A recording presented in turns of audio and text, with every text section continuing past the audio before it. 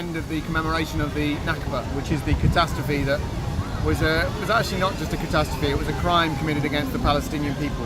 Over 531 villages were wiped out, and over 11 urban neighbourhoods, Palestinian neighbourhoods, were basically wiped out. The Palestinians were ethnically cleansed from Palestine, the indigenous population of the land, in 1948. And the day actually is 15th of May. It's the commemorative day, but actually the whole period of about 2 years, around that period, 750,000 Palestinians were forced from their homes, as Israel was created on the ruins of Palestinian refugees. And it's a subject that no one really knew about until Israeli historians started writing about it in the last 20 years. But actually Palestinians have been talking about this because it's the only thing they talk about. In fact, I was in Gaza for 2 years, and if you knock on the door in Gaza, the person who's coming to the door will tell you they're from a village that doesn't exist anymore. They'll tell you a village like Bet Jezra or Barbara or Mejdal. These are towns and villages that were literally destroyed to make way for the Israeli state. And there's this idea that it was all in the fog of war, but actually there's now huge documentation that shows that it was fully intended, and that it was a mass ethnic cleansing of the local population of Palestine. And it's what led to all of the following crimes, because it's ongoing. That's the worst part. I was in Gaza. I lost 2 of my students in Gaza in the bombings in 2014. I was a teacher at the university. Right. During that bombing, there were thousands of houses that were demolished as well. There was 100,000 people more made homeless in just in those 50 days. 50 children killed in 50 days. It's crime upon crime on the Palestinians. 69 years of ethnic cleansing of the Palestinian population, but also there's the punishment for the prisoners who resist occupation. There's the punishment of the people who can't go to school without passing through Israeli checkpoints, who can't get hospital treatment and die in Gaza because they're not allowed out. The world's biggest open air prison. The amount of oppression, considering how little the world is doing about it, is astonishing. We want to bring light to that history, because it's the history that states exactly what is happening right now in Palestine. And without knowing that, without understanding that, what befell the Palestinians, it's enormous injustice. We won't understand Palestinian grievance. We won't understand that Palestinians have the right to the land in the same way as anybody else does. And that's what they're asking for. They're asking for the same rights as anybody else in that land. We want Israel to withdraw from the Gaza Strip and the West Bank and East Jerusalem in accordance with Security Council Resolution 242. We want Israel to implement I hope that Palestinians get the same rights, the same freedoms, the same opportunities, the same access to their history, culture, communities, families, as we all expect. What the Palestinians are asking for is not a utopia. Palestinians are asking for just some basic things, the basic human rights. At the minute, they're not even close. They're denied it.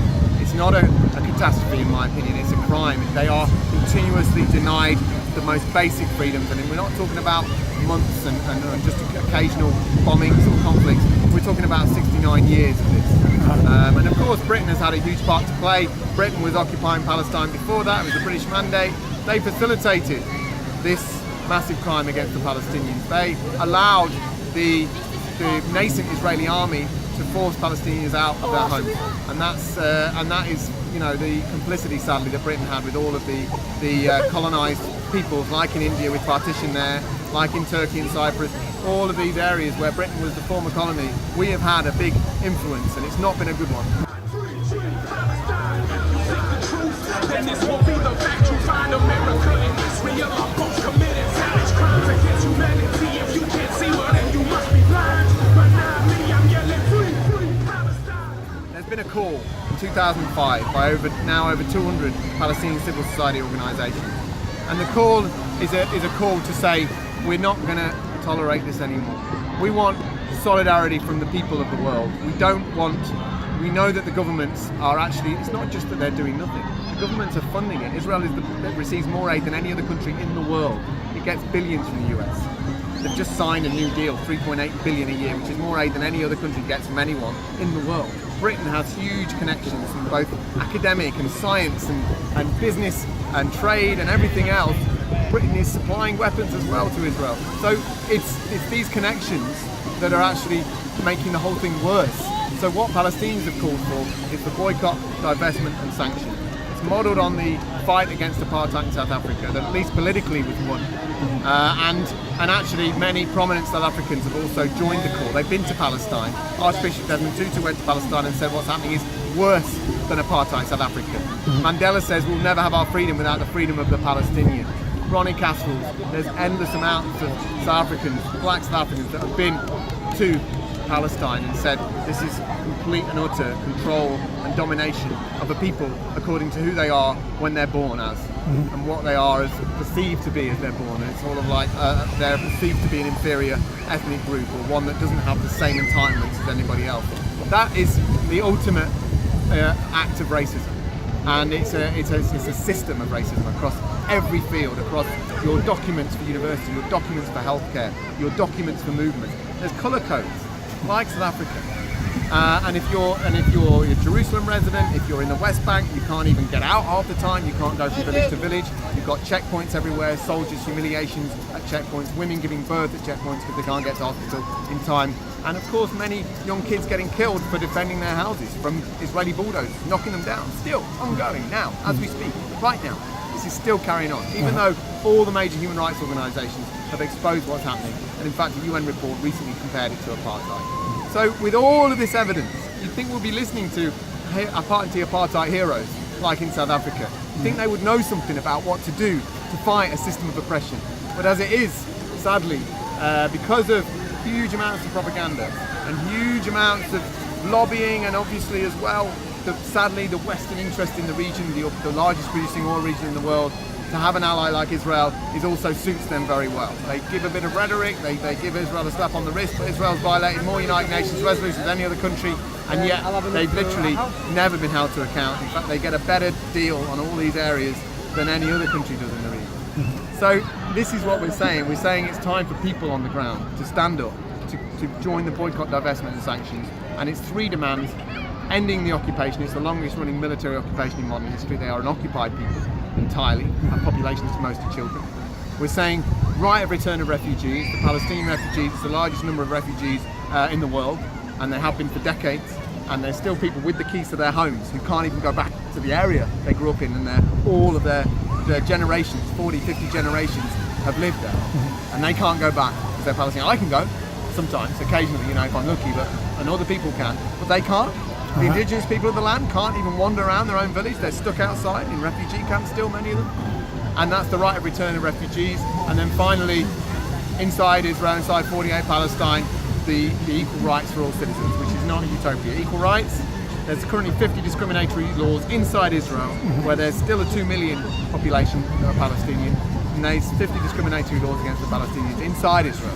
It gets worse in the West Bank, and even worse in Gaza, where it's regularly bombarded, and the bombing of 2014 that killed thousands, 10,000 injured, that's 1,000 kids with permanent disabilities. Over 50 days, clinics, hospitals, countless ambulances bombed, all that over the 50 days, and yet, this is still ongoing. They're still under a medieval siege. It's even worse in Gaza. This is the trauma. If you're a kid in Gaza, you're an 8-year-old, you've had to go through 3 of these bombardments. And they said that this last bombing was the equivalent of an atom bomb in terms of munitions dropped on a people. This is it's the most crowded place on the planet. Gaza is the size of the Isle of Wight. These are crimes against humanity.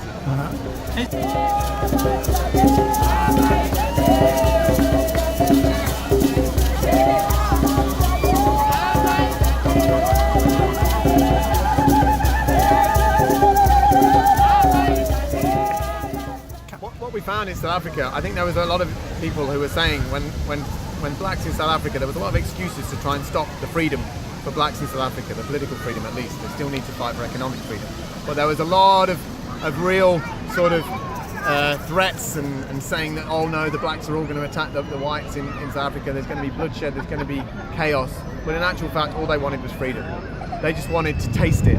And there's just a feeling of warmth, of love, of hope, of positive stuff, because they can actually get the same movement, the same expectations, just the chance to go to your university without getting stopped in the streets and put in prison, the chance to go abroad and study abroad or travel, the chance to just be with your community a lot more than just having to go 3 or 4 hours in Israeli checkpoints, Israeli soldiers on Palestinian land, sometimes between 2 Palestinian villages.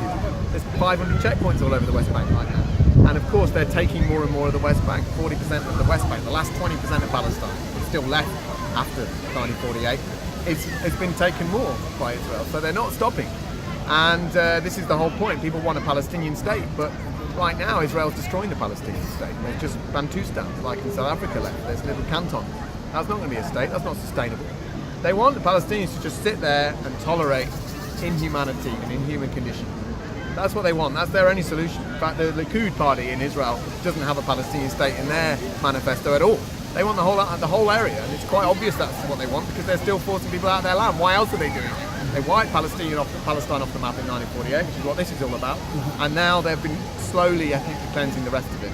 If Palestinians get freedom, there'll be joy, there'll be hope, there'll be a new beginning, like in South Africa when there wasn't the carnage. There was just a real sense of, yes, at last, justice has been done. Free my tears.